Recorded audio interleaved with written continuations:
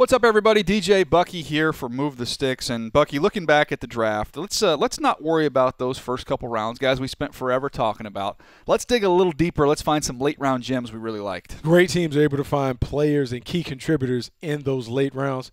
I believe there are a couple guys in this draft that can really come in and compete right away. All right, why don't you start us off? And I'm looking at the name here. I know this is a guy you've been talking about. He's one of my favorite players, but I really like the spot that he goes to. Malachi Dupre going to the Green Bay Packers. And part of the reason I like this fit, he's a talented player, tall, long, and athletic. He was a guy in high school that won the state championships in the long, triple, and high jump. In Green Bay, they do a great job of developing receivers, particularly guys who have outstanding skills as catch-and-run artists. He is going to be a guy with his length, his size, and his catch radius who should quickly become one of Aaron Rodgers' friends in a very competitive situation in the wide receiver room. Also, Malachi Dupre, friend of the show. Had Absolutely. a nice chat with him. So I'm going to go to the 5th round, the Tampa Bay Buccaneers. They already have a running back from Boise State, Doug Martin. Why not go get another one? And they did in Jeremy McNichols.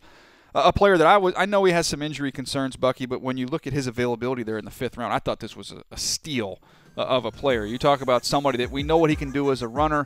He's got that burst that you look for. He's got vision. He runs a little bit bigger than his size, but I like the fact you can split him out. You can let him run routes. He catches the ball really well. You see him catch a little swing route right here. But I'm talking about sending him vertically down the field, watch him do some damage. So I think he's got a chance. It's going to be the blue turf backfield back there with Doug Martin and Jeremy McNichols. I love that pick. No, I like the pick. I like the fit. He has an opportunity to come and push and compete with Doug Martin.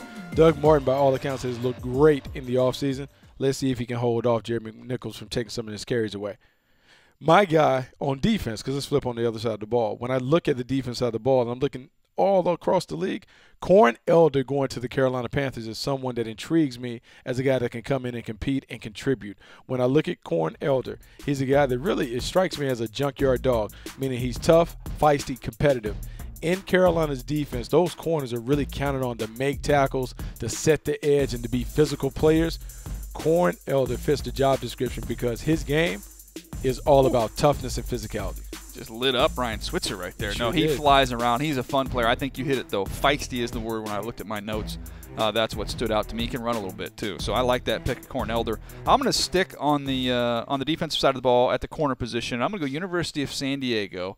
I thought was one of the best sleepers in the draft, even went a little higher than I anticipated. Jamaal Agnew, corner from San Diego.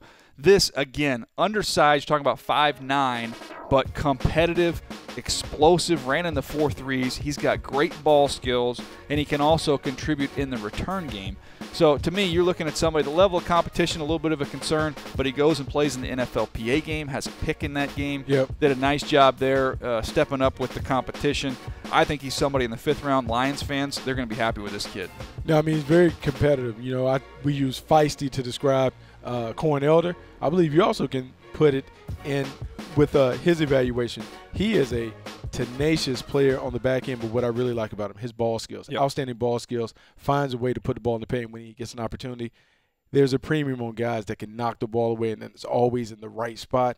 He is always in the right spot when I look at the tape. There you go. We've got 4 players, 4 late-round gems. We're excited to see these guys get with their teams, get on the football field, get on an NFL field, and make some plays. We anticipate it happening with these 4.